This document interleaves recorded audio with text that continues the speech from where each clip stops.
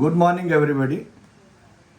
આજે આપણે chapter number 3માં સમતલમાં અચળ પ્રવેગી ગતિના સમીકરણો વિશે ભણીશું.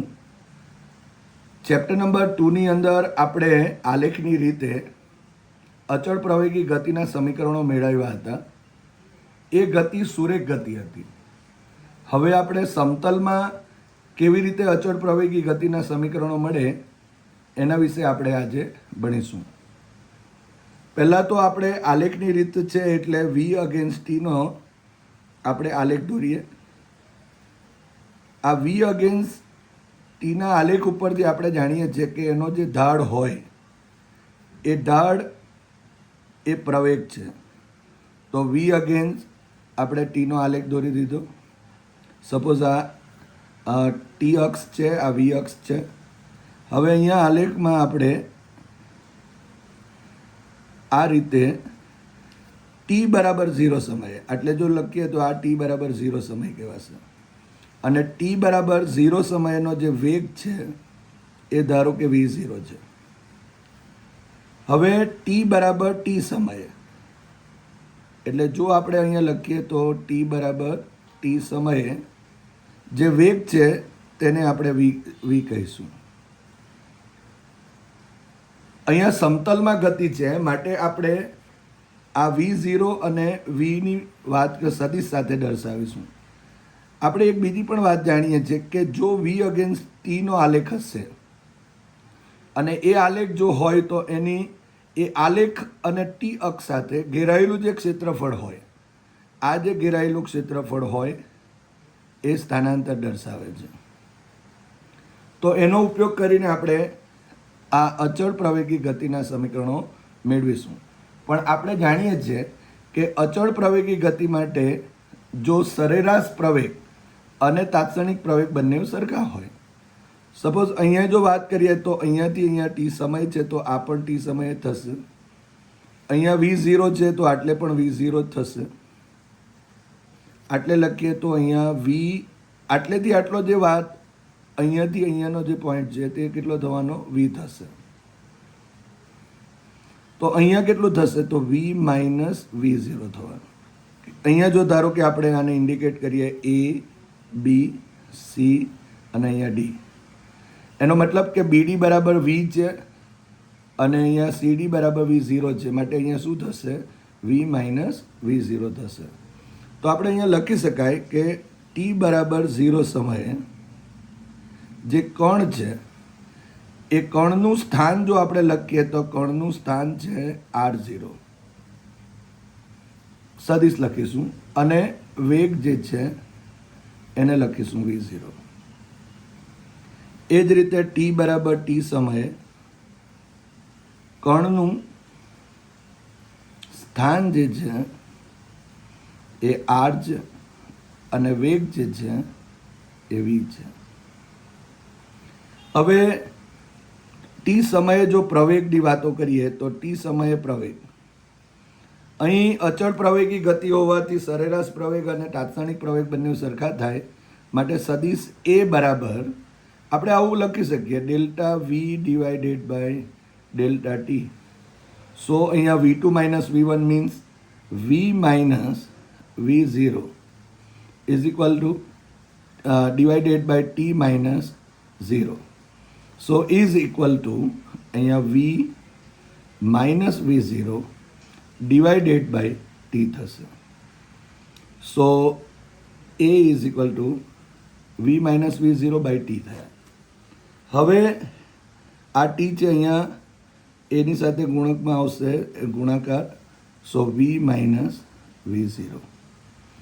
સો અહીંયા લખાશે V is equal to v0 plus A T. આ સમતલમાં અચળ પ્રવેગી ગતિ માટે પહેલું જે સમીકરણ છે તે છે. તમે અહીંયા જોઈ શકો છો કે વી છે, v0 છે અને એ સદિશમાં લખેલું છે માટે એના બે ઘટકો થશે. ધારો કે આપણે લખીએ તો વીની વાત કરીએ તો વીના બે ઘટકો લખીએ તો vx i caret plus vy જે કેરેટ. V0ની વાત કરીશું તો એના પણ બે ઘટક થાય, V0 x I કેરેટ વત્તા V0 y અને j કેરેટ. સો અહીંયા જો લખવું હોય તો અહીંયા શું લખાશે, તો Vx ઇઝ ઇક્વલ ટુ, તો Vx ઇઝ ઇક્વલ ટુ અહીંયા લખીશું V0x પ્લસ એની વાત કરીએ તો એના પણ બે ઘટક થશે, એક તો ax I કેરેટ અને પ્લસ ay j કેરેટ. સો અહીંયા લખાશે ax ઇન્ટુ ટી અને બીજો જે ઘટક આવશે એ vy is equal two V0y plus ay અને ટી. જો આપણે જોઈએ તો આ એક્સ દિશામાં છે એટલે એક સુરેખ ગતિ, અહીંયા તમે સદિશ લખો કે ના લખો ચાલશે. ઓકે, તો આ રીતે આપણે સમીકરણ 1 મળે છે અહીંયા. હવે આપણે જાણીએ છીએ કે જે આ વી છે, વી અગેન્સ્ટ ટીનો આલેખ હોય, ધારો કે આ એ બી આલેખ જે છે એની નીચે ટી અક્ષ સાથે ઘેરાયેલું જે ક્ષેત્રફળ છે એ ક્ષેત્રફળ આપણને સ્થાનાંતર આપે છે. તો આપણે હવે એનો ઉપયોગ કરીને બીજું સમીકરણ મેળવીએ. સૌપ્રથમ આપણે જોયું, અહીંયા તમે જોઈ શકો છો કે અહીંયા ખૂણો કયો છે, પહેલાં ત્રિકોણ કયો લઈશું, તો ત્રિકોણ એ બી અને સી છે, આનું ક્ષેત્રફળ હશે. અને બીજું આ લંબચોરસ છે એ સી ડી અને અહીંયા ઓ લખી દઈએ તો ઓનું ક્ષેત્રફળ જે છે એ બેનો સરવાળો બરાબર સ્થાનાંતર થશે. તો અહીંયા કણનું સ્થાનાંતર, હવે સ્થાનાંતર લખીશું એટલે એનો મતલબ થયો r minus r0 is equal two ત્રિકોણ આપણે લીધો છે એ બી સી નું ક્ષેત્રફળ અને પ્લસ લંબચોરસ છે એ લંબચોરસ એ સી ડી ઓનું ક્ષેત્રફળ.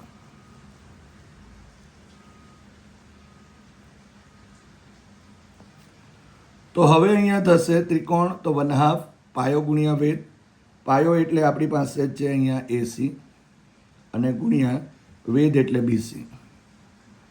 એ જ રીતે અહીંયા લંબચોરસનું ક્ષેત્રફળ એટલે આપણે લખીશું એઓ ઇન્ટુ એસી.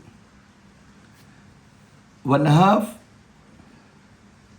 પાયો એટલે ટી થવાનું, બીસી એટલે V0 થશે.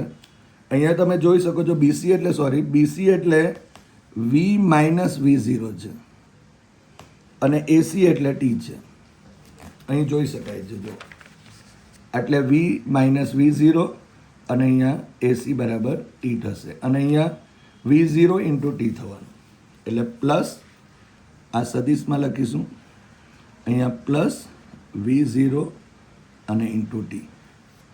હવે સમીકરણ 1 પરથી જો વિચારીએ આપણે, સમીકરણ 1 પરથી તો આવું લખાશે V is equal to V0 plus A T બરાબર. So V minus V0 is equal to A T લખાશે. સો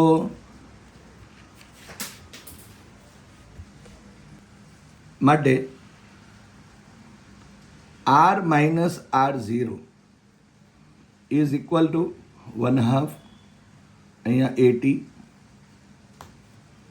આ V minus V0 is equal to A T લખીએ છીએ, ઇન્ટુ કેટલા થશે ટી થશે, plus V0 into T. So r minus r0 is equal to 1/2 A T square અને plus V0 into T થશે.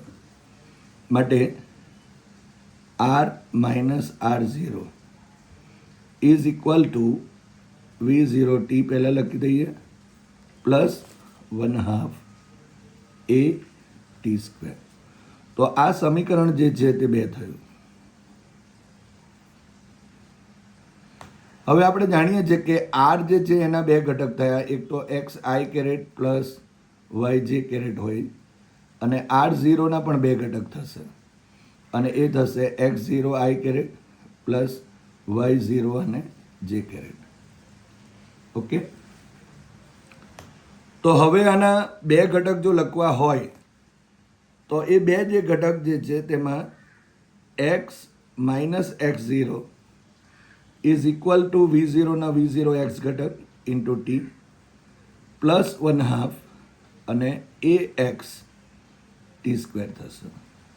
એ જ રીતે y minus y0 is equal to v0 y into t plus 1/2 ay અને t square. આ x ઘટક છે અને આ y ઘટક થશે. હવે જો ઉગમ બિંદુ હોય તો x0 બરાબર 0, y0 બરાબર 0 લખી શકાય. હવે ત્રીજું જે સમીકરણ છે એના માટે આપણે જાણીએ છીએ કે જો અચળ પ્રવેગી ગતિ હોય તો અચળ પ્રવેગી ગતિ માટે જે કણનું સ્થાનાંતર હોય એ કણનું સ્થાનાંતર એને આપણે લખીશું r minus r0 is equal to v plus v0 divided by 2 into T લખાય. હવે સમીકરણ 1 પરથી અહીંયા તમે જોઈ શકો છો કે જો આપણે અહીંયા ટીની કિંમત લેવી હોય તો અહીંયા T is equal to v minus v0 by A લખી શકાશે. અહીંયા આ જે કિંમત છે તે અહીંયા આપણે મૂકી દઈએ ટીની કિંમત, તો અહીંયા v પ્લસ v0 અને ડિવાઇડેડ બાય 2 અને into v minus v plus એટલે v minus v0 divided by A થશે. સો ઇઝ ઇક્વલ ટુ અહીંયા ટ્વાઇસ એ થયું અને ઉપર જો કહીએ ગુણાકાર કરીએ તો અહીંયા v dot v plus v0 into v minus v dot v0 અને માઇનસ v0 ડોટ v0. તો અહીંયા આપણે જોઈ શકાય છે કે ડોટ પ્રોડક્ટની અંદર v ડોટ v0 હોય કે v0 ડોટ v હોય સેમ એ ક્રમના નિયમનું પાલન થાય માટે આ કેન્સલ થશે અને v dot v is equal to v square લખાશે. આ ટ્વાઇસ એ છે અને આપણે આ ડાબી બાજુ લઈ લઈએ. સો ટ્વાઇસ એ કૌંસમાં r minus r0 is equal to v square minus v0 square થશે. તો આ રીતે આપણી પાસે આ ત્રીજું સમીકરણ મળે છે. અચળ પ્રવેગી ગતિના જે 3 સમીકરણ છે એને આપણે મેળવ્યા.